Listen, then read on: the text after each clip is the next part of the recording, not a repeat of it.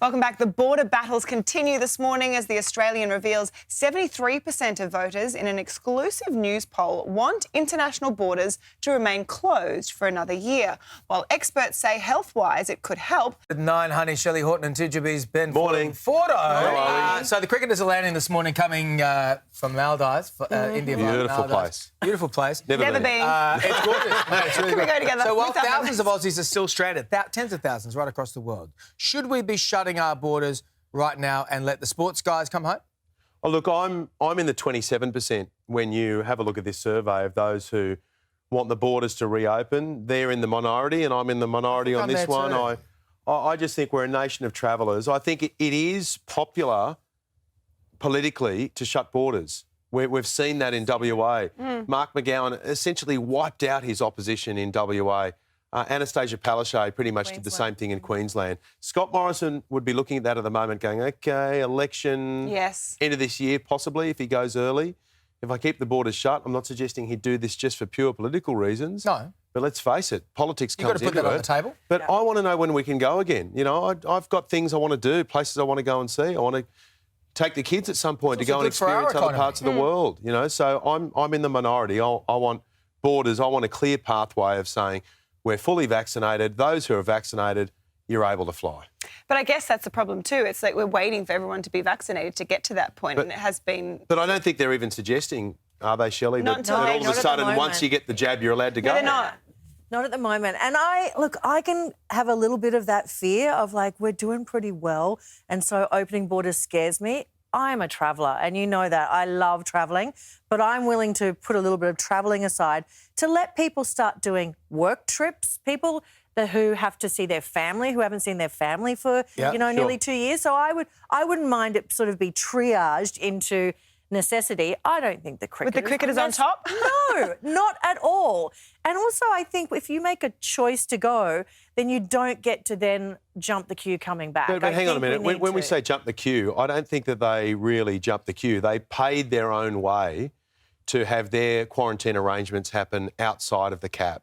It has happened before that if, you know, we've seen it with movie stars, we've seen it with sports stars, they don't get to come in and take someone else's place. They're extra places paid for by them and they've chartered their own flight home. Hang on, they're still in hotel quarantine. Yeah, but they're added on top of the cap. So they don't take the place of another Aussie coming home. But ultimately, do we want to be stuck forever hiding under the doona? I think at some point you've got to go, let's get up, let's get out there, let's have a go. That's what I want to do. And also we could be living with COVID for a very long time. I don't think COVID's going anywhere, but this is how we manage it. Anywhere, Hey, they're also making news this morning. Where were these lessons when I was at school? High schools in New South Wales will be teaching students vital life skills like understanding taxes, making a budget, keeping accounts. I've heard Fordo talk about this before. So, Shelley, what do you think about this? It's not going to be a course for the HSC, I don't think, or is it an additional maths course? It's an additional, but I think it's actually what we need to learn because I haven't really used Pythagoras' theorem. I'm not great with pi. I used it this morning. I did maths in society, which was supposed to be stuff like this, but it really didn't help you look at a, mobile phone contract and go, well, that's a good deal. So I think that this is a great idea, and we really do need to think about where are we using maths in society. Yeah. Well, have you used much of your maths? No. Well, look, I wasn't someone who really excelled at maths. I was more interested in the written word than adding up. But, I just think that, in general, we don't prepare people for the real world, and I think we need to do that. I think you need people ready to be able to write a letter. How do you fill out a form? How do you know when you're being ripped off? And obviously, with the changing world, we need to prepare people for cyber fraud and all those different things that people get caught up in. But can I just test your maths knowledge for just a moment, if you did maths in society? No, OK. Well, it's 9 times 9 times 9. 9 times 9 81, times 9. 81 nines, 727. 729. 729. Close. Amazing. I was like 9 9's 81 and then I couldn't do the rest. She's the daughter of teachers. You're not going anywhere. Why did you do maths in society? You should have been like in the top maths. Because he told me the question beforehand. And I still got it wrong. Shelley and Ben, stay with us when we come back. The Protective Pet Parents jamming up vet practices.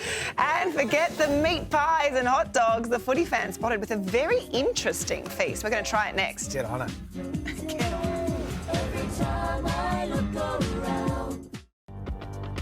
Welcome Welcome back. A growing number of helicopter pet parents are clogging up waiting lines and appointments in Sydney vets. Shelley and Fordo are still here to discuss this. Shelley, I mean, we're pet people. We are. We're doggos. We love them. 'em. They're bringing their pets that got minor issues, leaving animals with serious issues waiting. I mean, maybe we just need more vets. Also, Or do we I need to think it's chill up out? to the vet to do triage. So if there's a... You love triage, I love triage at the moment. I mean, you didn't love maths, but you love Triage triage. day.